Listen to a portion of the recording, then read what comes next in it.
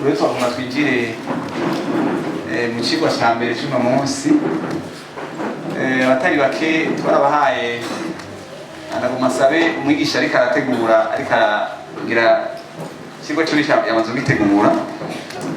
Twarabahaye ubutumire abatari bake murabufise, kandi ku butumire twari twashize ko teme y'uno munsi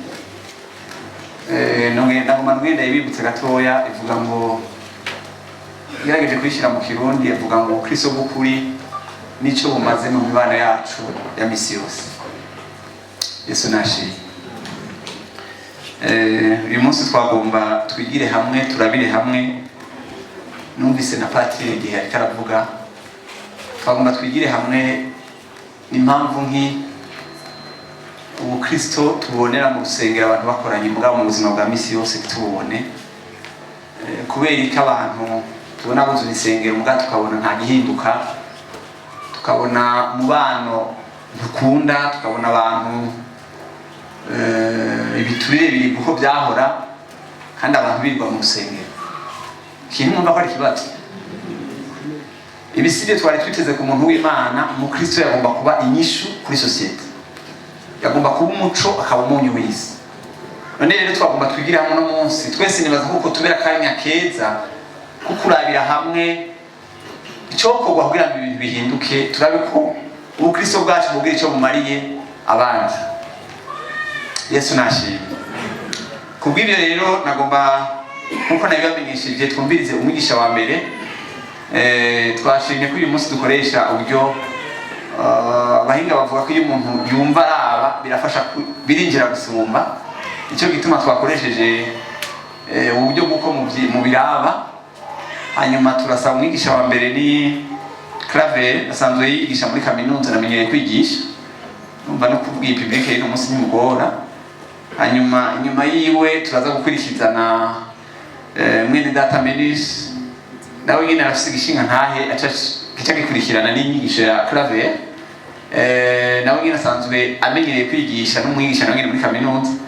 Ibyo ngira ngo baramenyereye kwigisha abantu nk'aba. None twagomba tuha umwanya bashike hano badushikirize ivyigwa bateguye. Kazi.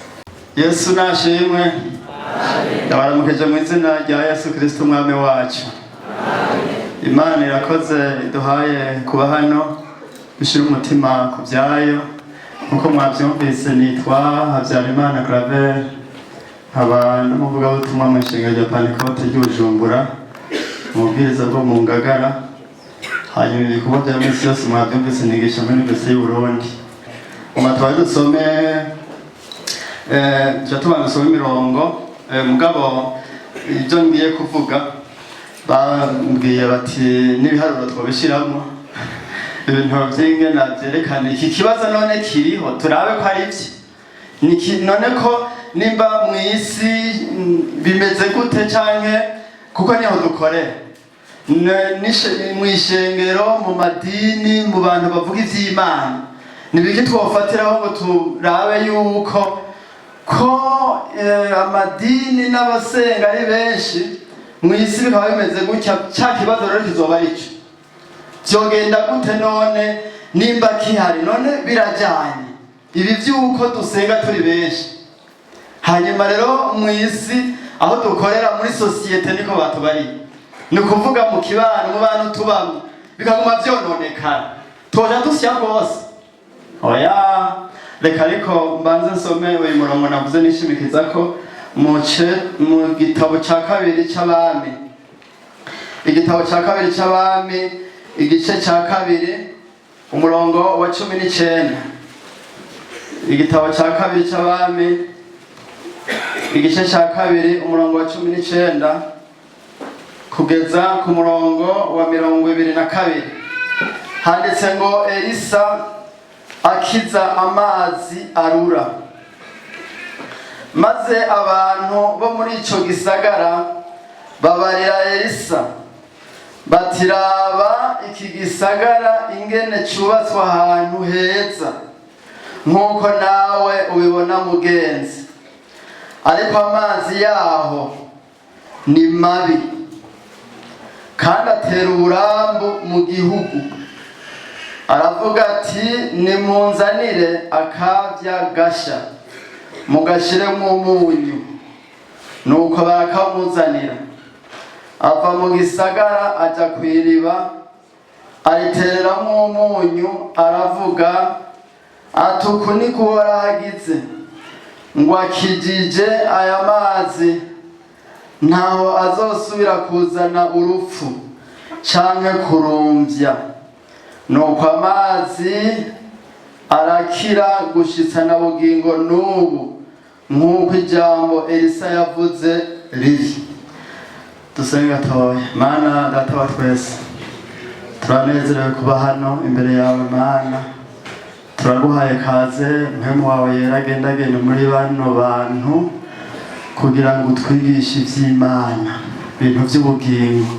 Naho bavuze ko nigisha muri kaminuza, ibi ni ivy'impemu, ibi ni ivy'ubugingo, n'ibifasha umutima. Turasabye rero umuntu wese ari hano, amazi meza, amazi y'ubugingo, amazi y'impemu agendagende hano.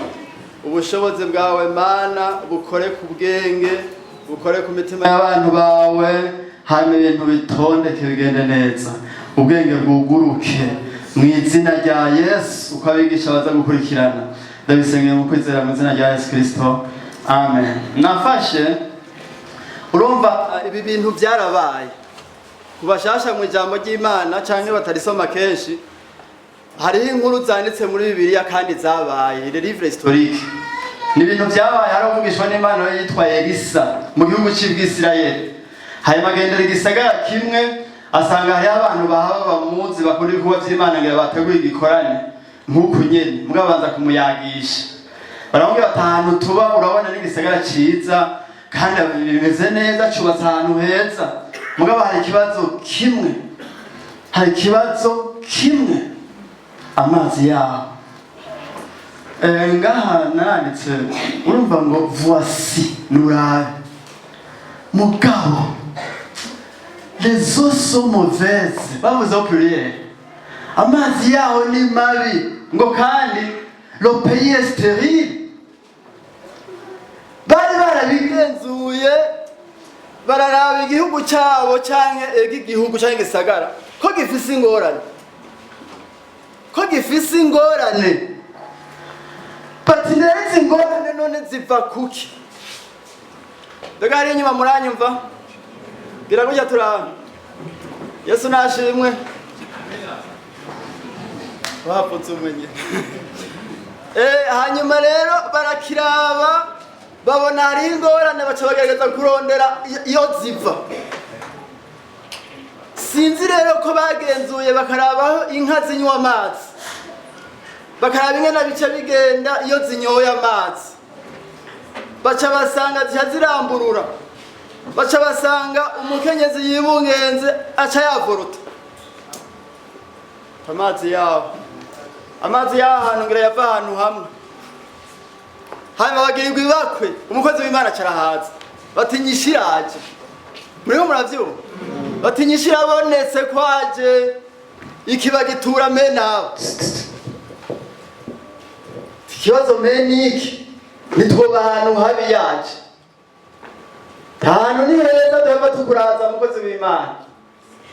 Mugabo hari ikibazo kimwe, amazi yaho.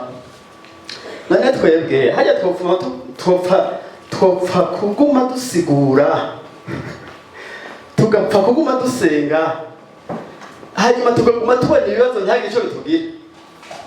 Oya bakizwa turi kumwe ngaha ntaco byo tugira, tubyite bisanzwe rero ni ikibazo. Bavuze bati birabe ubu rero no kubiraba mu maso niwe bita ngwamfasi, apana ibintu byo guhumiriza.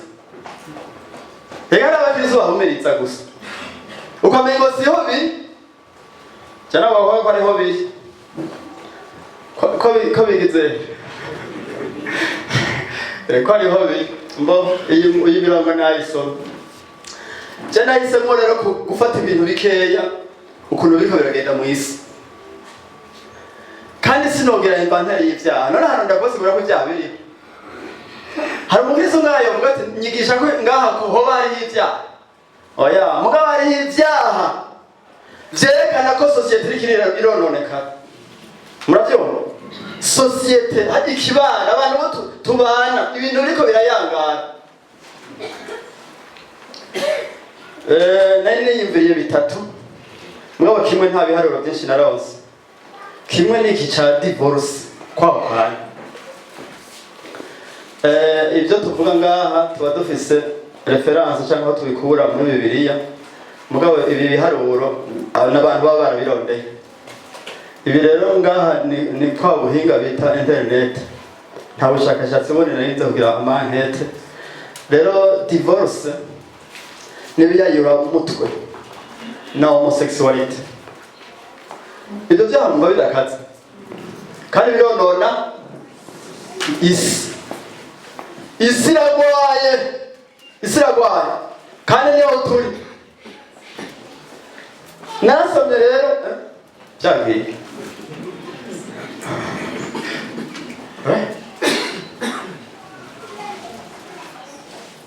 nasomye rero mbere ibinyamakuru bisanzwe barashobora kugenda bakabaza muri tribunal bakabaza bati ibintu bimeze gute ku bintu byerekeye divorce kwahukana. Rero basanga babagije bakeya amatribunal makeya y'Ubujumbura mu myaka ikinagira mpereko hari mu mwaka uheze. Burya murazi yuko dusenga turi benshi kandi tugasengera mu madini atandukanye mugabo umuntu turemwe kumwe dufise ikibazo kimwe. Namye nibaza no mu bya politiki bya covid ndabaza n'abanyeshuri nigisha none ko Iran yankana na Amerika itoye umuti wa covid Iran ntiyo gukoresha vaccine zikora abantu bafise ikibazo kimwe kuko turemwe kumwe ibibazo tugira ni bimwe. Jewe ryari narakeye abantu bavuye yandi madini amakupure ngira nkari ikupure ubundi yari umugore gusa kandi bavuye bemeye ko bazoca basengera iwacu mugabo baza kumbwira ibibazo byo mu rugo. Umwe yabibwiwe umukozi wiwe asengera iwacu acamubwira mwigisha bana ko bagowe rwose mu rugo ahubwo tugende agusengere abwiye mwigishe gukizwa hanyuma niyakizwa bizoca Imana imutabara caze waje ndamwigisha nyene ndamwihanisha mugabo acagenda atemeye cyane kuza ntizonyereka ko wakijijwe hari bizokurikira. Yesu naje ibibazo ni bimwe isi rero yazo n'ibibazo n'ibyaha. Divorce baragenda rero kubaza bati wimubona toya divorce ari gute nk'uyu hari umwaka uhetse tribunal de residence yo mu Irohero y'Ubujumbura ati 73 63 cadres pendant 2 ans. Ayaro n'amakawa yagiye mu isentare kandi mu isentare imwe. None nk'ubu iyo ngira ubushakashatsi nkaronka umwanya nkaronka amasentare yose ngahari abantu banabikora. Mwumva atari benshi ahandi naho bari bafise ikibazo cyo kubaza mbega n'abagabo babibaza cyane n'abagore basaba kugira divorce basanga 70% n'abagabo basaba kwahukana. Aho rero n'abantu 311 kuva muri 2015 gushika muri 2018 abonetse zikoreka barakoze kutwigisha ibitari bike byiza mugabo nabibarabitsa rero ibyaha sinzi bigenda mugabo drogue nibiyayura mutwe nta biharuro byinshi naronse mugabo naravye hageze kuba umunsi mukuru ngo bya bindi byo kurwanya ibiyayura mutwe baca bavuga ngo abapolisi byo bafashe aho rero batafashe ngo cuguzangira na gatatu ibyo bafashe imiliyoni y'ibiro miliyoni 2 n'igice z'ibiro bya chambre n'ububure ibiro 31 bwa kokayine ibihumbi 31 by'ububure bwa kokayine mu mwaka wa iwa 2019 baca basanga rero n'ibiterwa byinshi by'ibihumbi nabyo nyene basambuye ni ukuvuga abantu barurima jene ariko ndigisha abana umunsi umwe hanyuma ndababwira ikibi cy'ibiyayuramutwe n'ibintu bya drogue hanyuma umwana mukuru yiga kuri Saint-Esprit lycée du Saint-Esprit niko bayita batahazi hariho umuhungu rero yama yicaye ku irembo asega abazanye abana akabasega amahera hanyuma ndababwira ntihagire ntiwabonye ingana ameze kandi sinarizi yuko yahebeshejwe n'urumogi nyamwana cyambwira ati kandi ujye batubwiye ngo niho yahora yiga ngo none rero yagasigaye yicara ku irembo asega iyo urumogi rero rwabafashe rwa rundi batera injectable umufise muhira mwicaye gutya muri salo ushobora kujuba natoye televiziyo mwariko murayiraba agiye kwidandaza kuko mwiye rwamufashe sawa avuga ati kwara gupfa no gupfa ibyo ndonse byose ndabidandaza usanga n'impunzu bazimunyegeza izo yambaye aritanye aza kudandaza kandi abo bariko baragwira kandi nabo abakristo barimo bisigura ngo ni ikibazo ngo abantu batojya bakaryama bagasinzira murazi yo kwabaye rwinshi karitiye iwanyu bari muri benshi hariho amayira utocamo ku mugoroba hacabaye security generalize ndabereke rero mu bindi bihugu hari ibihugu barurekuye bakavuga bati ari wewe wenyene ntaco ni kujya kwitara aho bisigura ngo aha handitse ngo dosakana senti miliyoni amajana 247 aho wari umunsi mukuru wo nawe nyene bagira ibiharuro basanga muri 2014 abantu miliyoni amajana 247 baranyoye urumogi omwe rimwe imiliyoni zingana gute Amerika yo mu buraruko n'uburayi nibo cyane bifata jana nigeze kukubitira mu Bubiligi igihe kimwe 2008 hanyuma rero ninjira ahantu sanga harugwaruka nka 9 baca bambwira b'Ababiligi baca bamana ngo umunsi mukuru nanjye rero kubera nari mushaka namushitsi ndisobanura iyo nje mva buke baca bambaza ngo nta byatsi ufise sinarize rero n'ibyo byatsi byari ivyo bita ivyatsi rero wari urumogi urumva ko babonanye mu Munyafrika indamukanye yabo ariye abantu rero ngaha hari abana barota kujya Burayi kandi sindi ko ndababuze ubwo batogenda uhaze abantu rero urumva abantu bamaze kugwira babanywa urumogi hari ikibazo nuko byacitse ibindi biharuro by'abitera abitera bimaze kuba byinshi baca babani nyene ataruza amafaranga akwica cyangwa tori byafise byose agadandaza nibiyayira mu nanye nimbere muri leta muri Leta Zunze Ubumwe za Amerika niho cyane California niho byinshi byononekaye by'isi n'urumogi bagaca barureka kandi ane mu bihugu by'ababanyi narumvise ko hari ibyo bariko barareka ngo bagomba kurudandaza bavuze ngo ni barurime ngo barudandaza abazo babuza kuroya ndababakije bavuze ngo nuko kudandaza ayo n'amajambo kandi aho niho tu urumogi rero ruriho nagonye ivyo bintu bibiri ibindi ntabirona rwose bironona sosiyete ino no hanze muco muri abo rero biharuro n'ingene bija biragwira none mwishengero w'amadini canke gusenga naho tunganiki mbega ho kuba benshi ntivyari kugabanya ibyaha byo mwisi zaburi hari ahantu havuze ngo gusenga kwanje ngo kugwanya ibyaha bya babandi les églises abasenga rero mfise naho nyene sorusa zibiri umwe nimwe natabikora amacambwira ati abapantekote ni 10% kandi mu mwaka 2019 twatugeze hafi 12 millions abarundi bose abandi baba 12,2 millions abapantekote ari 10%. Haro cyane sana turi benshi no kuvuga 10% kuri 12 millions bacha babanga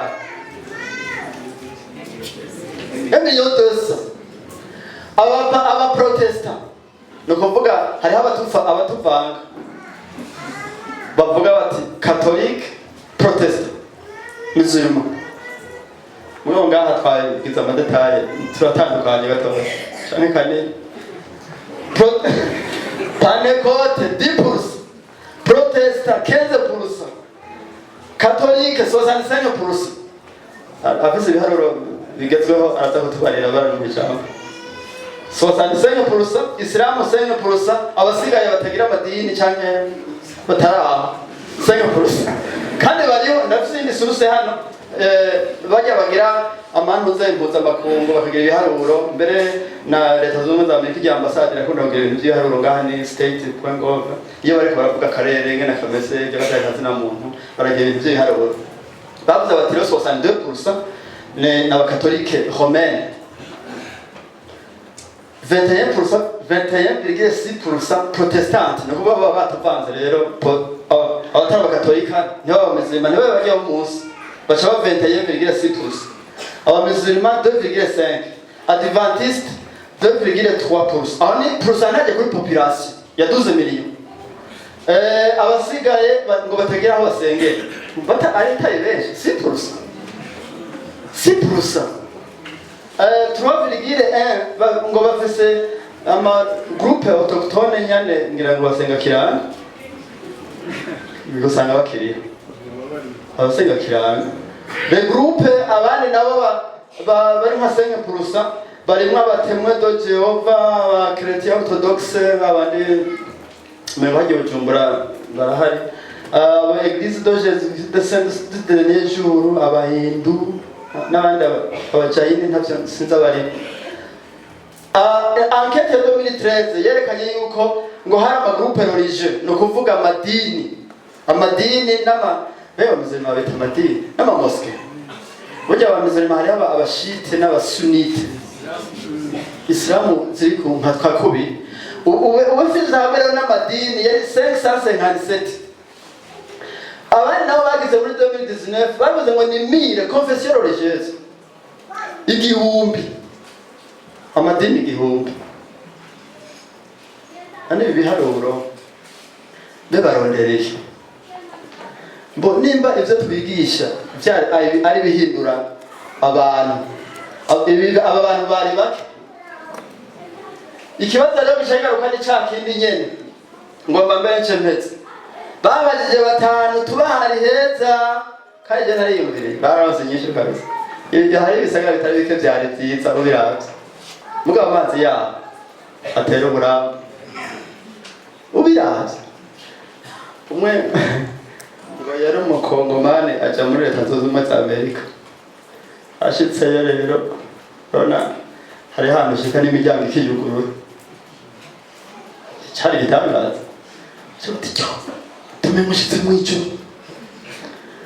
umumama umwe yasigaye Kongo Imana cyari murereka agarutse acaramwihanisha ati ntaso ukazira kugaburira muri Amerika uraze byaha byahajya uravye rero ibiyo turimo turacana n'amatapirura hari heza nani hari heza n'uduhuzu twaho n'udusaha jeneza ko hari heza mugabo amazi yaho atera uburambo aha rero reka ndekera abakurikira mugabo bisigura ngo ngaha ni nyishirimo kugira ngo abantu bigende neza mwari muzi yuko tubaye mu isi iri double hari isi y'ibiboneka n'isi y'impemu iyo rero isi y'impemu idahindutse ibintu ntibigenda neza iyo rero Bibiliya ivuga amazi henshi igereranya n'iyo si y'impemu nico bituma hari amazi y'ubugingo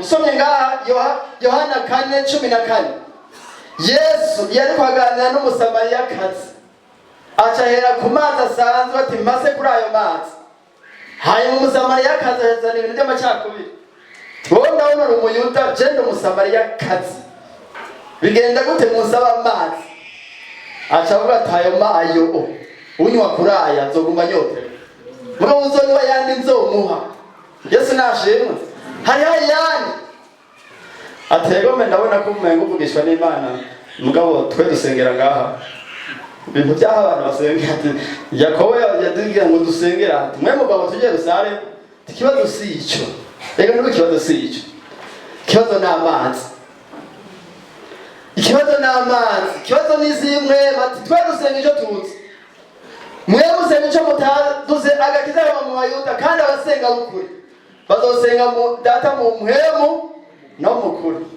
Ikibazo rero ni amazi, kandi amazi atera uburamba, hari hatera urupfu, ibyaha bizoguma bigwira. Ico gihe ngo akazi ka polisi karagabanutse, bimwe byinjira mu mategeko. Ico gituma dufise iminsi mikuru y'ukubaha ivy'ubukristo mu mategeko y'igihugu. Umva utakoze none two tuzoguma dusenga ibintu biyangana ntibishoboka. Nico gituma umuntu yobiraba akavuga ati ibintu ibiharuro sivyo, ibi biharuro ntibikwiye kuguma gutyo. Abakristo banganuka. Yesu abahezagire. Reka ndekera abari inyuma, reka ngende nsenze. Mana data wa twese, urakoze ko uri kurakora, kandi amajambo yawe atagira ubusa. Amajambo yawe n'ay'inkomezi bikora ubu nyene bikazokora n'ejo, ariko urashishikara. Turabaye kazi n'abari inyuma mwami Yesu, amajambo atuma abantu mu izina rya Yesu Kristo bari hano bahinduka kandi bagira determination nshasha. Urakoze kubyumvise, tubisengeye mu izina rya Yesu Kristo, amen.